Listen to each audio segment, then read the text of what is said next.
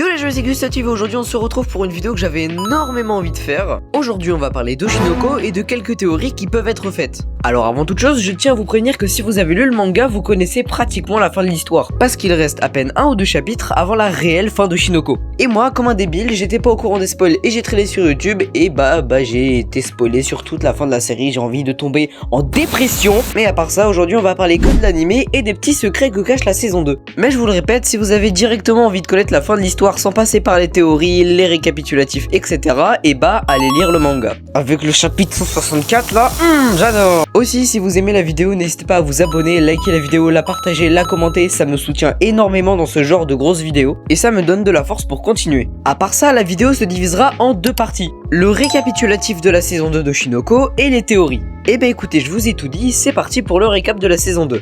Désormais, on connaît la véritable identité du père de Aqua et Ruby. Je vous présente Hikaru Amiki. Pour l'instant, on sait rien de plus sur lui, mais son histoire a l'air d'être une pure masterclass. Maintenant, parlons d'Aqua. Après avoir rencontré son entre guillemets demi-frère, Aqua a perdu son désir de vengeance en pensant que son père était déjà mort depuis pas mal d'années.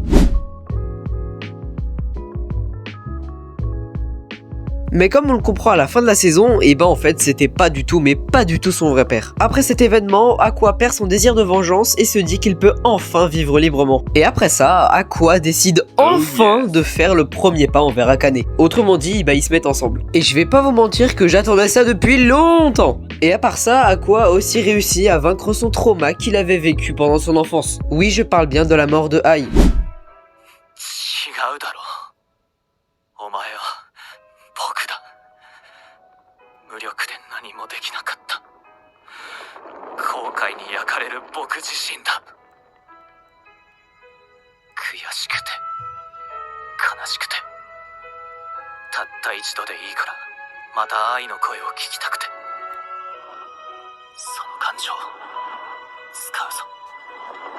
Donc bref, Aqua a bien évolué lors de cette saison 2. Passons désormais à Ruby. Vers la fin de la saison 2, Ruby décide d'avancer sur un objectif qu'elle avait depuis longtemps, qui est bien évidemment retrouver Goro. Pour ceux qui n'ont pas compris, Goro c'est le prénom de l'ancien corps du personnage principal, avant d'arriver dans le corps du fils d'Ayoshino. Son objectif en tête, Ruby part donc dans la forêt avec Akane se promener et tombe sur, écoutez-moi bien, le cadavre de Goro.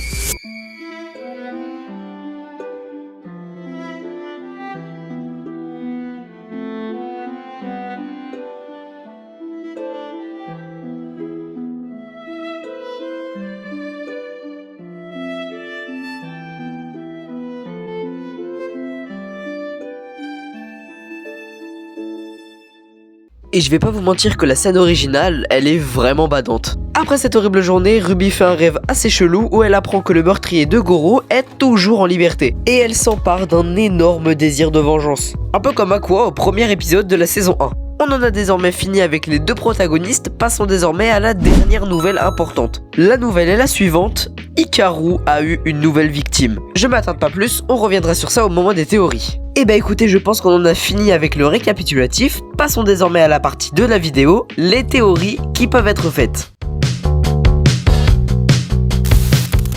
Alors avant de commencer la partie sur les théories, j'avais une question sur le test ADN que Aqua a fait. Pourquoi le test ADN concorde alors que Aqua et son entre guillemets demi-frère n'ont pas la même mère et pas le même père? Parce que c'est quand même 99,8% de ressemblance. N'hésitez pas à répondre à la question en commentaire parce qu'à l'heure où je fais le montage, j'ai toujours pas la réponse à ma question. Mais perso, j'ai deux hypothèses. Soit les parents d'Aqua avaient un lien de parenté avec les parents de son entre guillemets demi-frère, ou alors le test d'ADN n'est tout simplement pas fiable. Parce que certes, il y a 99,8% de ressemblance, mais qu'est-ce qu'on en fait du 0,2% restant? Parce que ok, 0,2% c'est très peu, mais ça reste quand même quelque chose. Je vous laisse vous faire votre propre avis en commentaire et passons désormais réellement aux théories.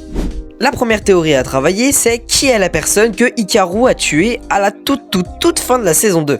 Et grâce aux gens sur Reddit et sur Twitter, j'ai appris que la personne en question était une certaine Yura. Et que cette Yura était une amie d'enfance de Hikaru. Mais du coup, si on devait faire une théorie sur ça, ce serait sûrement que Yura connaîtrait le secret de Hikaru et que Hikaru déciderait de la tuer pour que le secret reste un secret. Ce qui justifierait le moment où Yura dit à Hikaru, espèce de meurtrier, juste avant de rendre son dernier souffle. Mais personnellement, la première fois que j'ai visualisé cette scène, un détail m'a échappé. Est-ce que vous avez remarqué que en zoomant bien au sommet de la falaise, on peut voir apparaître une personne, mais par contre, on sait pas du tout c'est qui. Donc ça veut dire qu'une seule chose, Hikaru a un ou plusieurs complices. Je trouve ces deux théories extrêmement plausibles et passons sans attendre à la prochaine théorie. La prochaine théorie parle des relations entre certains personnages. On va parler du couple Aqua et Akane. Bon, déjà, est-ce que leur relation va durer? Et de deux, est-ce que Kana aura un impact sur eux? Perso, je suis team Akane, mais le truc c'est que je vois très bien que leur relation va pas. En fait, j'ai plus l'impression que leur relation ressemble à une relation mère-fils qu'une relation amoureuse. On voit bien que quand Aqua est avec Akane, il est un peu tendu, timide, etc. Alors que quand il est avec Kana, il est totalement détendu. Et j'aimerais aussi ajouter quelque chose, c'est que du point de vue d'Akane, j'ai plus l'impression qu'elle a envie de protéger Aqua que d'être en couple avec lui. Encore une fois, n'hésitez pas à me donner votre avis en commentaire et passons directement à la prochaine théorie. Alors cette théorie concerne pas forcément l'histoire de Shinoko, mais plus les saisons. En gros, la question que je me pose, c'est est-ce qu'il y aura une saison 3 et une saison 4 ou juste une saison 3? Parce que vu le nombre de chapitres qui est adapté en animé, ça me paraît normal de se poser cette question-là. Après, je sais pas, parce que peut-être qu'en adaptant en animé, ils vont supprimer certaines scènes du manga. Et malheureusement, seul le temps nous le dira. Donc passons à la prochaine théorie.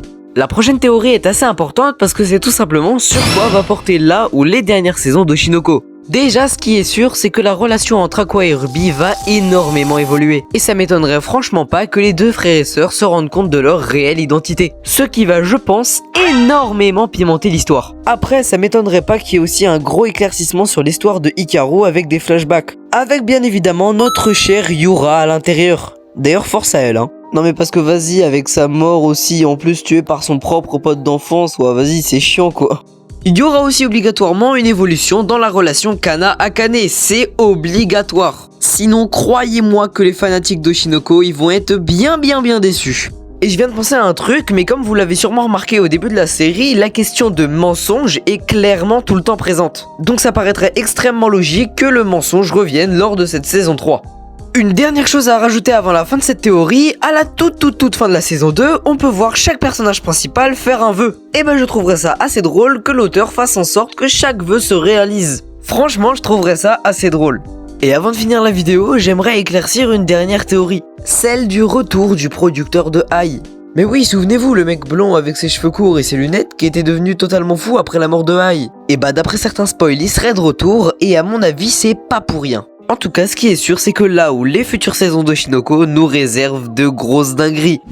Eh ben écoutez les amis, cette vidéo touche à sa fin, oui je sais c'était très court. En tout cas c'est sûr que pour 3 semaines d'inactivité, c'est très court. Mais ne vous inquiétez pas, je vous réserve quelques petites surprises pour la suite, comme une vidéo sur Fortnite pour le chapitre 6 bien évidemment. Et une autre vidéo qui va arriver, mais je sais pas encore quand. Mais avant de vous quitter, j'ai une grande nouvelle à vous annoncer, j'ai désormais ouvert un serveur Discord. Pourquoi j'en ai pas créé un plus tôt? Et bah je vais vous expliquer en rapide maintenant. En gros, mon compte Discord principal qui était relié à mon adresse email principale a été hacké puis banni. Et j'ai passé 6 mois à recréer une nouvelle adresse email et un nouveau compte Discord. Voilà, petite anecdote gratuite, mais passons désormais à la présentation du serveur. Dans mon serveur Discord, vous pouvez faire pas mal de trucs, comme par exemple me proposer des jeux vidéo pour que je les fasse en live ou en vidéo, ou tout simplement parler avec des gens random du serveur. Il y a également des serveurs annonces, donc c'est les endroits où j'annonce les nouvelles vidéos YouTube et les lives, donc n'hésitez pas à rejoindre le serveur, c'est tout à votre avantage. En plus, si vous avez de la chance, vous pouvez même participer à certains events, donc c'est masterclass. En tout cas, si vous avez apprécié la vidéo, n'hésitez pas à vous abonner et activer la cloche de notification, et pour le référencement, n'hésitez pas à liker, commenter, partager, ça ferait super plaisir. Un grand merci à vous si vous le faites, et moi je vous dis à très bientôt pour de prochaines vidéos, c'était Gustative, bonne continuation.